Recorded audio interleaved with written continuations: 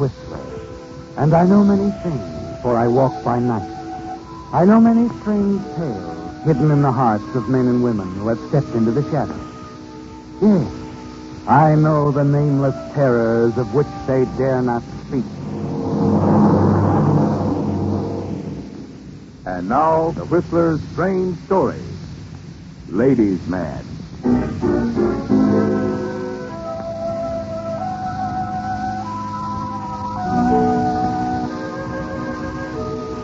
The mountain lodge is almost obscured by the fury of the snowstorm, and the car heading toward the lodge up the narrow, winding lane finds the going precarious.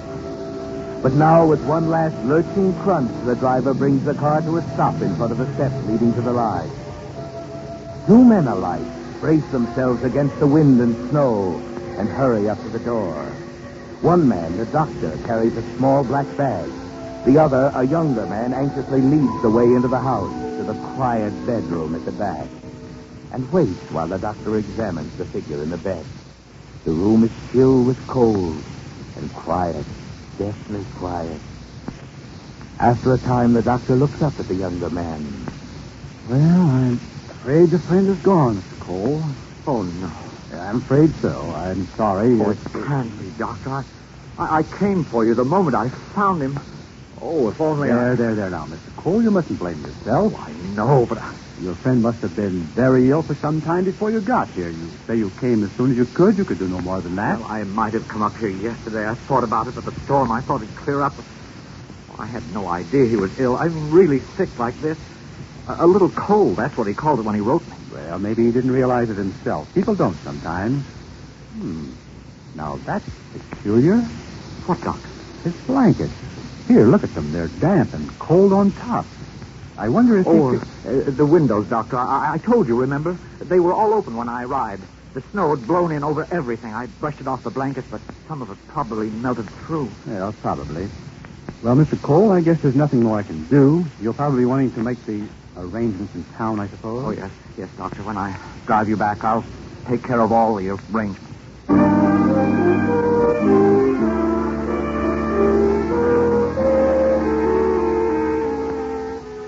You're good at making arrangements, aren't you, lad? As playwright Philip Leonard's manager, agent, and dear friend, you handled his affairs for him while he lived. It seems only right that you complete the cycle and plan his funeral. After you had deliberately hastened his death by opening the window over his bed, letting in the cold, the snow, to cover his blanket.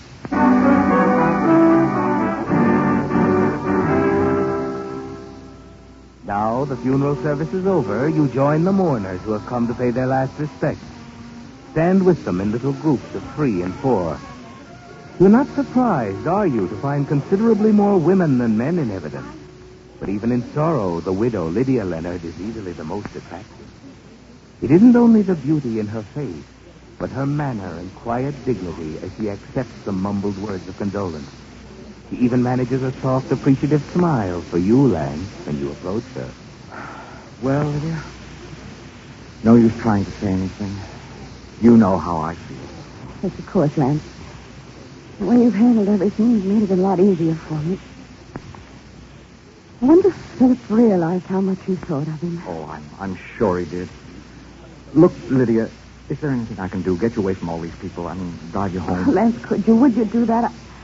I'd like to try to stop thinking about it. I understand, Lydia. I'll pick you up here right in about 2 minutes. Thank you. Oh, excuse me, please let me through. Do you mind? Please let me through. Hello, Van. Oh, hello, Cliff. Lance Cole? Oh, Mr. Cole, I'm Deborah Brock. I'd like to talk to you. Oh, I'm sorry, Miss Brock. Please, I've got to drive Mrs. Mr. Leonard Cole. home. I'm sorry, I can't possibly stop now. See me some other time, will you, please? Certainly, Mr. Cole.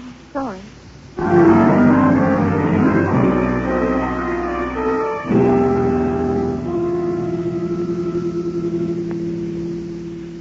You were very thoughtful to do this, Lance. Sorry to have kept you waiting so long, Lydia. It was all right.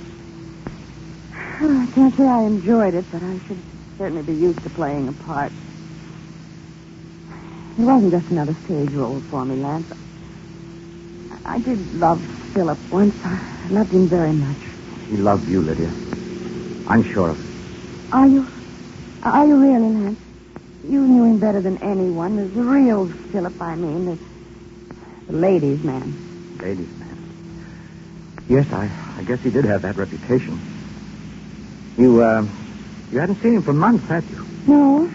No, we both knew it was over. Just hadn't gotten around to the divorce. Lydia, are you still in love with him? No, I'm not. I'm still in love with a memory, perhaps. With what he was then, Oh, easy. You know, I'm sorry I didn't go up to the lodge sooner.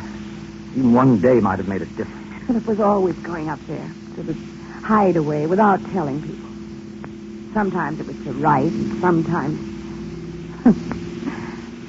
He hadn't written anything, had he, Lance? Started a last play, anything like that? Why, no, Lydia. He hadn't written anything.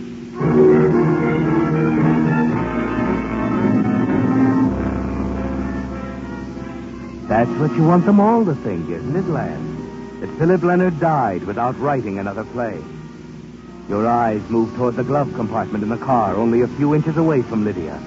You're thinking about the manuscript that's locked in there, aren't you? The only draft of Philip's last work. Because he did do some writing, a final play about his own life, about his life and love. Especially his love for Lydia. Even when you reach Lydia's apartment, your mind is still on Philip's play. Lance. Oh. You're not listening to me. You haven't heard a word I said. Sorry, I was thinking about something. It's an idea I've had since Philip. Oh? It's about a play, Lydia. A play Philip often spoke of doing, but he never got around to it. You mean the play about his life? Yes, he often spoke to me about it. You know, I used to be a writer, Lydia. I was just wondering, well, perhaps I could write. Oh, Lance, how wonderful. Of course you could. You knew Philip as well as you know yourself. You knew both of us, all of us. Even all the others in his life. It could be an exciting play, Lance. You really think I could do it? I'm sure you could. I'd help. I'd love to. And Philip's producer would have some ideas. Oh, Lance, you simply must. Oh, well, if I could just make it come off. You know, there'd be only one actress who could play Lydia Leonard. Oh, Lydia, would you? I'd want to, Lance. Very much. You will try, won't you? Oh, yes, Lydia. Yes, I'll try. It will be good, Lance. I'm sure it will be. You know, somehow I won't be surprised if you're right.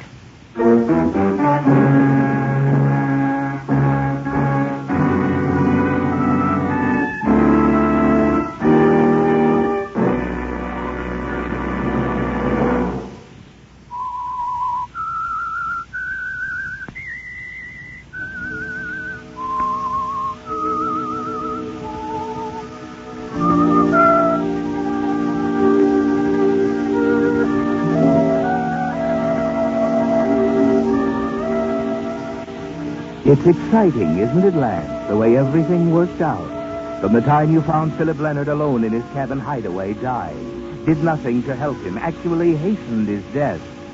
You wanted him out of the way, didn't you? Because of the play he'd written and because of Lydia, the way you felt about her. Now, with Philip's last manuscript in your hands, you've been actually urged by his widow into doing exactly what you'd planned to do. And the greatest opportunity of your life. It's perfect, isn't it, Lance? Perfect. And in the next few days, you remain away from your office, locked in your apartment, seemingly hard at work on the new play based on the life and love of Philip Leonard. Hello? Your office, Mr. Cole. Oh. There's been some more calls and messages. Oh, all right, Winnie. Mr. Cliff Davis called. He said that Lydia Leonard has been in touch with him about the play idea. Oh, that's good. He'll see you whenever you're ready to show him something. Well, you can call him back right away. Tell him I'll be in tomorrow at 10. And you can say that I have a draft of the opening scene already. Yes, sir. Oh, and that young lady, Deborah Brock, was in again. Deborah Brock. She's an actress, Mr. Cole. She said she tried to talk to you at the funeral last night. Oh, I remember now, yes. They'd talk any place to get a part. Well, tell her I'm not taking on any new clients now. I'm much too busy. Yes. And you can hold everything else until tomorrow, Winnie. I'll come to the office after I see Cliff Davis. Very good.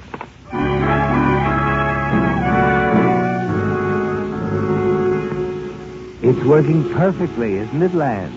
Lydia talking to Cliff Davis, getting him ready. You know, of course, that he'll be dubious about the whole plan, that he'll doubt your ability. But the next morning, after he's read the scene you handed him, the look on his face is the answer you've been waiting for. Lance, it's unbelievable. Well, I take it then you like it. Like it? I love it, every word of it. But I mean you, Lance, that you can write like this. Philip at his best, better than his best. I'm flattered. Now, for instance, these lines to Lydia, just before scene curtains. The plant grows and the flower blooms, radiant in glory, but never so radiant to me, in love with you. And you've got it, Lance.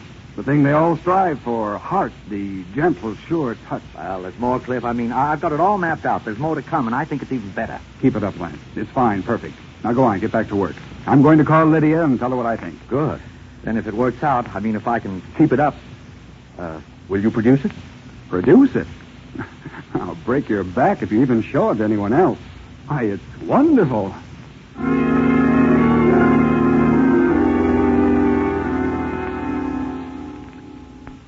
Wonderful is the word, isn't it, Lance? You feel like a man lost in the clouds as you drive across town from Cliff's office to your own.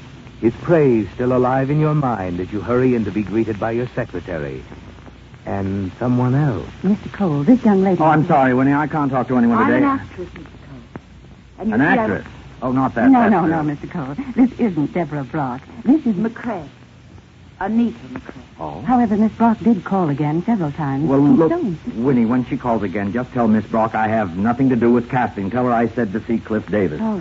Now, Miss McCrae, I'm terribly busy, and if you don't mind... And the plant grows, and the flower blooms, radiant in glory, but never so radiant to me. But never so radiant to me in love with you. Shall we talk, Mr. Cole?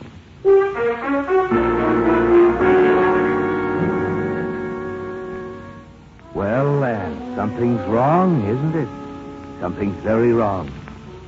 This girl, a stranger to you, a young actress, pretty, self-assured, quoting lines from the dead Philip Leonard's play about his life. Lines which you are certain no one else had ever set eyes upon.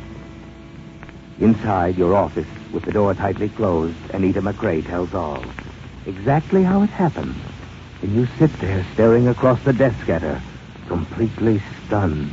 And you were up there at Philip's hideaway, the lodge. Weeks before he died. Yes. Poor Philip. He wasn't well even then. But I never dreamed that he'd neglect himself so. Contract pneumonia. Oh, yes, it's tragic. So careless of him. What it said in the papers, I mean. How he left the windows open, alone up there, snowing. Yes. Now, about the play, Miss McCrae. Oh, yes. Well, I'm just curious, you understand. I mean, with the papers talking about your new play. Saying Philip, that is, Mr. Leonard, hadn't written anything recently. It puzzled me. Oh, I see. You can understand. When I'd read parts of it for Philip, Mr. Leonard, and he'd mentioned giving me a part. Oh, excuse me. Yes? Mr. Cole, I just wanted to remind you of your luncheon appointment. Oh, yes, Winnie, thanks. Well, you seem rather busy, Mr. Cole. Perhaps... Oh, no, please, don't go, Miss McCrae. Anita. We have things to talk about. Oh. Oh, yes. I believe you deserve an explanation.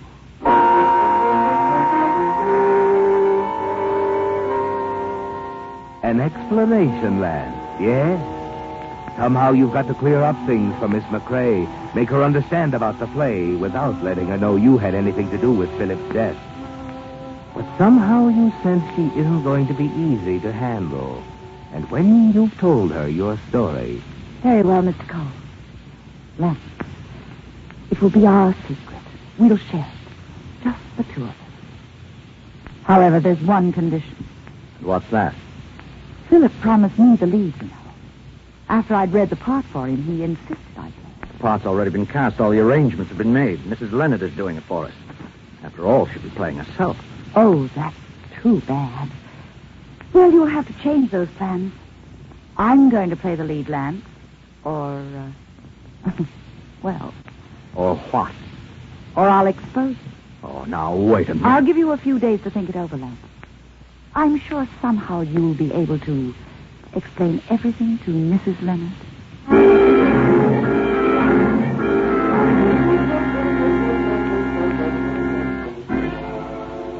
Well, Lance, just when things were going smoothly, Anita McCrae threatens to ruin everything for you.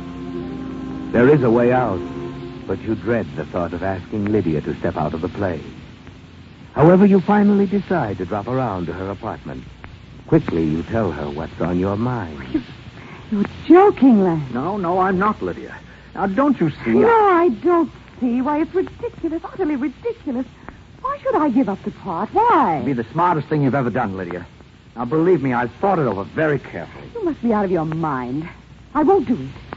I just couldn't give up the lead. I couldn't. I owe it to Phyllis. Lydia... I'm sorry, Lance. I made up my mind. Of course, it's your play. You can do as you wish. Yes, that's right. It is my play, Lydia. However, let me warn you, Lance. If I don't have the lead, you won't have a play. I'll stop it. I can, you know. After all, I'm Philip's widow.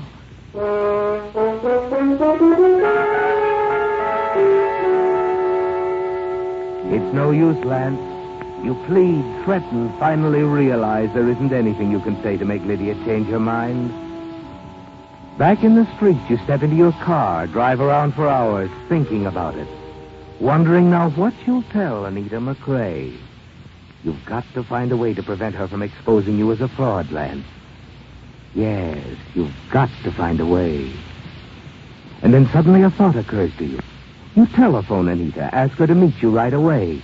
Then you hurry back to your apartment to wait for her.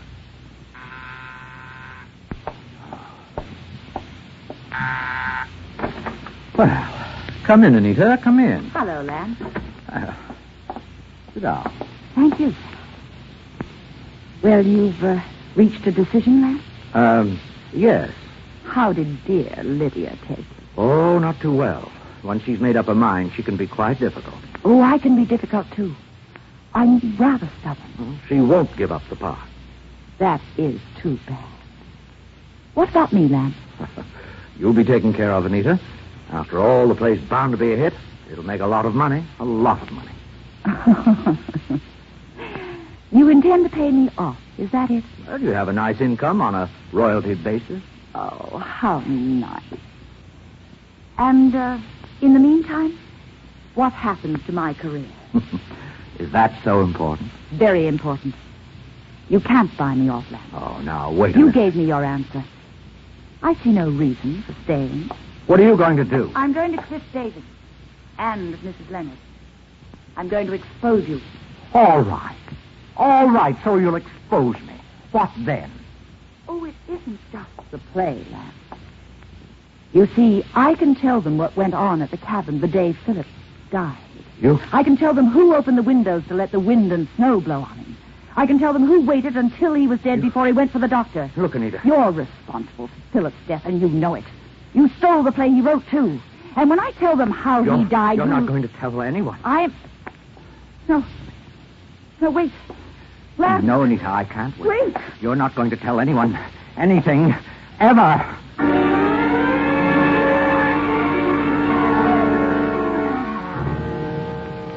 A sudden decision, wasn't it, Lance?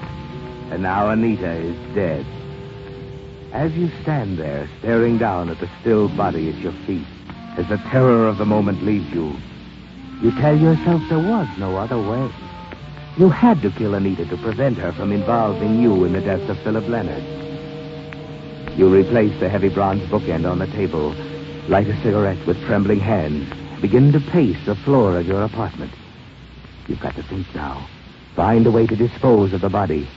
And you've got to be very careful. There can't be any slip-up, Lance. Finally, you know exactly what you're going to do. The service elevator. Yes, you'll wait till it's dark, then take the body down to the basement garage when it will be deserted. Then you'll drive out of town, bury Anita's body somewhere in the hills. And she'll never be heard of again. Oh.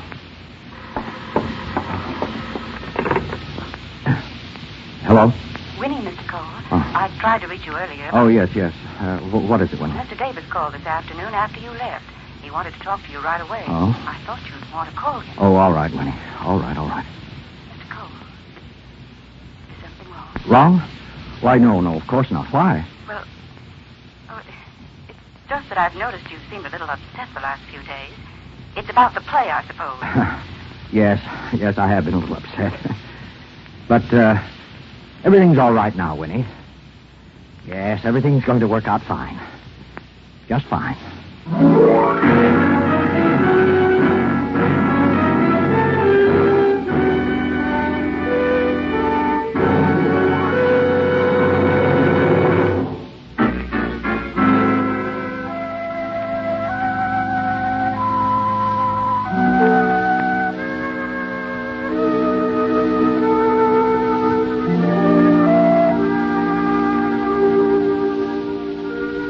Yes, lads, you're confident now that everything is going to work out perfectly.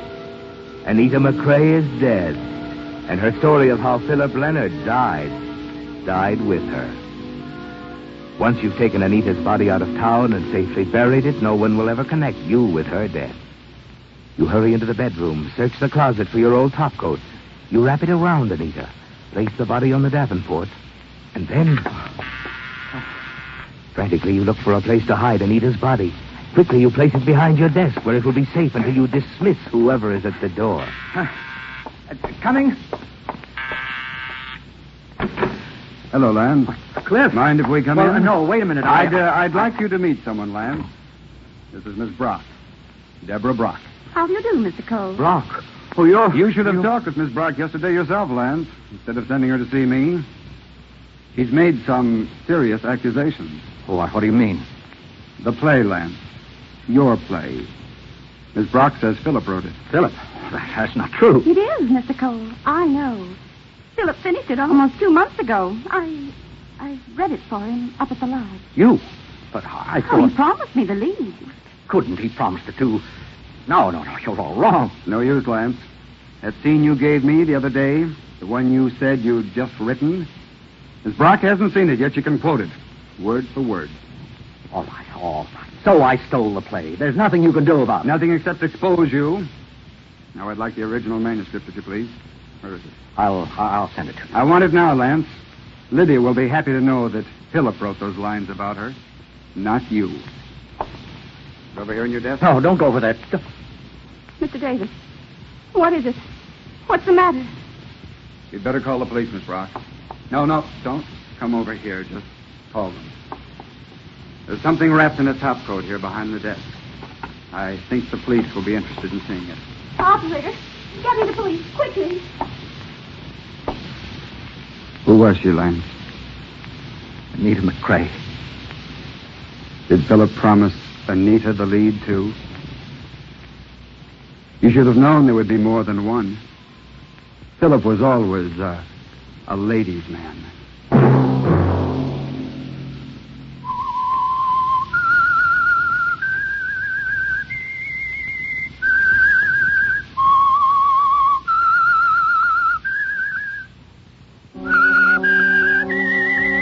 The Whistler, whose strange story you have just heard, will be back next week with another tale from his never-ending file. This is the United States Armed Forces Radio Service, the voice of information and education.